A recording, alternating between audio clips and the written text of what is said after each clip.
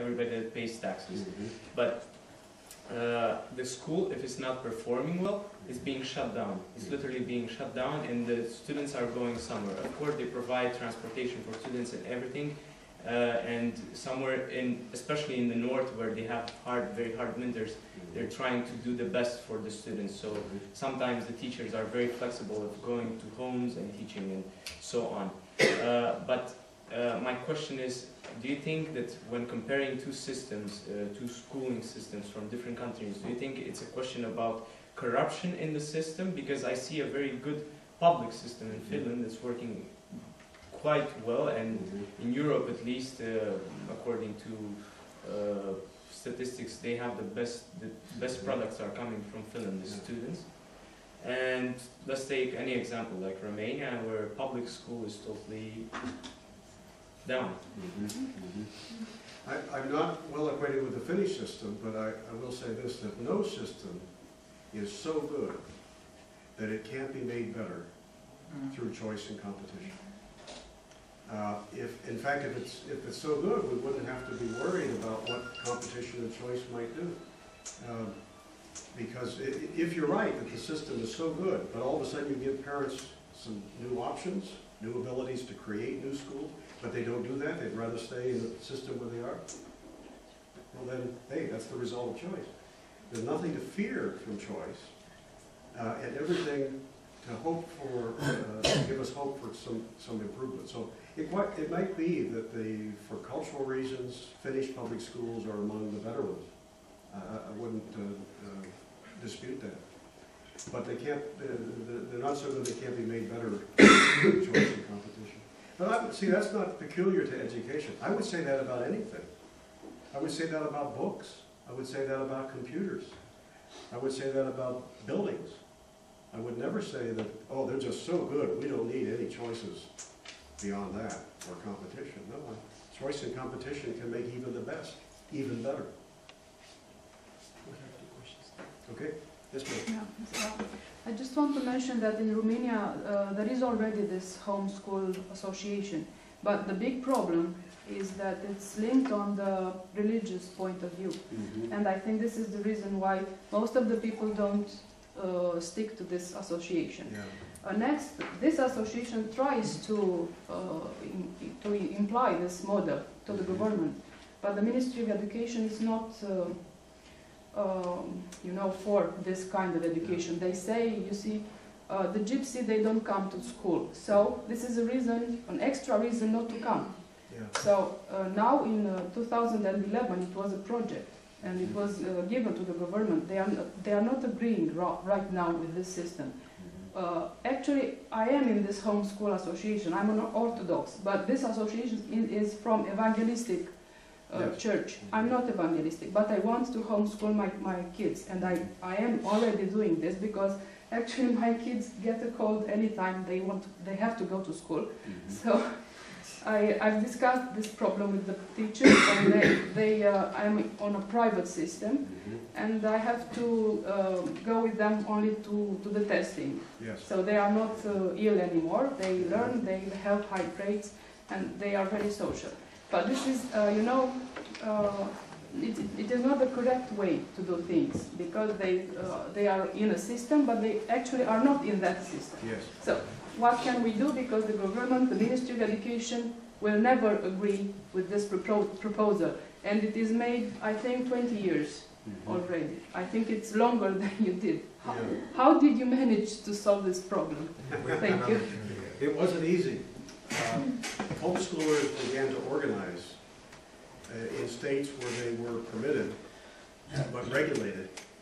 Every time state governments tried to issue new regulations, it became increasingly hard for them to do that because homeschool parents were organized, they were writing letters to their legislators, influencing them, and finding lots of other allies in the community. So political pressure was brought to bear in many states to open this up. Your point about a lot of homeschooling being motivated by religious concerns, religious issues, is important. That's how, probably more than any other reason, that was how homeschooling began in the United States. People who thought they wanted some religious instruction for their children. I think that a thriving homeschool community should embrace much more than that. And now in America it has. Some homeschool parents are teaching, are providing religious instruction as part of the day, but there's a growing number of homeschool parents that they're not interested in that. They just want good education. And so now Americans are not looking at homeschool education as exclusively religious-based. Some are, a lot of them are not. That's what you need. You need, once people realize that it's not just religion, but it's the desire for a better education that's motivating the desire for homeschooling, then it can be more widely embraced by the broad public, I think. So how to get there? I wish I was more familiar with Romanian politics and culture. I could be more specific. Don't be. But I would. No, it's a mess. Sorry, it's a mess because we lost our values. Yeah. We lost our values. I don't want to blame the communism, but this is the result. We don't know which are our values. So this is the point we have to start, but the politics is the same. Well, I would say this. Never give up. Oh, be sure. I will. I think I may have told Bogdan this, so maybe I'll share it very quickly. Can I tell you a quick story from Poland that has always been an inspiration for me? It's a little different context. It's not about education, but you'll see the point. In 1986, I spent time with people in Poland who were active in the anti-communist resistance, the underground, taking great risks. This was after martial law was declared in December of 81, and before the big changes of 89. And I spent every night at a different home, one step ahead of the government, staying with people who were active. They were underground printers, they were underground, you name it. And one night, I spent an evening at the home of Zbigniew and Sofia Romaszewski. They had run underground radio for Solidarity from December of 81, when martial law was imposed, until the middle of 82, broadcasting a message of freedom for Poland. And they were detected and arrested in the middle of 82. He was given 4 years in jail, she was given 3. Kept in solitary confinement, apart from each other most of that time. When I visited them in November of 86, neither one had been out of prison very long. And yet they were active again on behalf of freedom for Poland. Not in radio, but doing other things.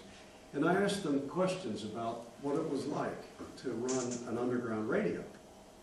And at one point I asked them, when you were broadcasting, how did you know if people were listening? How could you know? And Sophia answered this way.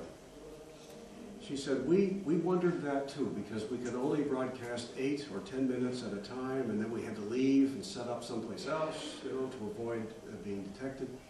But one night, while we were broadcasting, we said on the air, if you believe in freedom for Poland,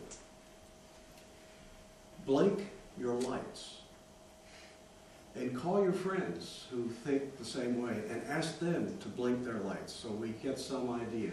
Are people listening? Are they supportive? And she said, we then went to the window, and for hours, all of Warsaw was blinking. Now, what does that tell us? I mean, here they were up against the Army, Navy, and the Air Force of the evil empire. You could have said to them, gee, why don't you give up? How can you ever win? The obstacles are too great. They didn't care. Once you know that something is right, once you know that it's supported by moral principle, that it's something that comes with you by virtue of being an independent, autonomous individual, it's a natural right to be free, then work for it. Don't worry about the obstacles or the barriers. Don't worry about, whether or not, what the odds are that you might succeed. The one thing that's sure is that you will not succeed if you give up. So I don't want to belittle the obstacles that you may face. But someday, when big changes for the better happen, and you rejoice in that, you will look back and you'll say, oh, there were some tough times. There were moments when I thought we could never succeed. But thank goodness we didn't give up. We persevered and we prevailed. So that would be the spirit I would impart. Maybe it's easier for me to say than it is for you to do. But I do know that what's worthwhile often takes endless struggle. And good people will stay focused and eventually make it happen. I hope that's helpful. Yes, sir. My name is Adrian. I'm from Spain. And about the thing that you said, the option, to give the option to the parents to choose the schools for his children. Now in Madrid we have this discussion because the government wants to give this free option for the parents. But also there are another, the political opposition said that it doesn't mean, in the theory it's a good idea, but it doesn't mean in the practice these reasons, because they said that in the practice the schools will take the students that they want, and not the parents. Yes. Because the schools prefer to have better students and students with structured families and with economic things. And what do you think about that? Well, one of the virtues of a system that allows for choice is that when parents can go over here instead of there, it actually creates incentives for the bad school to improve. So even those who may not be able to leave for one reason or another, they tend in the long run to do better if their school knows that they have to do better or their customers will go sooner or later go someplace else. So sometimes it just takes a little bit. Well, let me put it this way. How many customers have to leave a bad restaurant before the restaurant either improves or closes? Does everybody have to leave? No, usually just a few. And the restaurant either then fixes the menu for everybody, or if they don't, they go out of business. They should, if customers don't like them. But they have greater incentive to improve for those who stay behind when just a few people can leave. So the fact that some can leave tends to be helpful. But certainly the fact that some people can't leave is not a reason to prevent those who can from leaving. Otherwise, that would be like the argument I gave you with the school board in Michigan, where the guy said, you live here, you go to school here. That's that kind of mentality, that no, you can't leave, even though it's better for you, because we have a rule that says everybody has to stay. That doesn't help anybody. It doesn't make the district improve, and it doesn't give the child who wants to leave the opportunity he needs. So we should not be afraid of choice and competition. What we should be afraid of is a system that says, we know what's best for you, and it's right here. You stay there. That's what we should be afraid of. And do you think that with this system, the rich people or the people with more money will be in the same schools, and the people with less money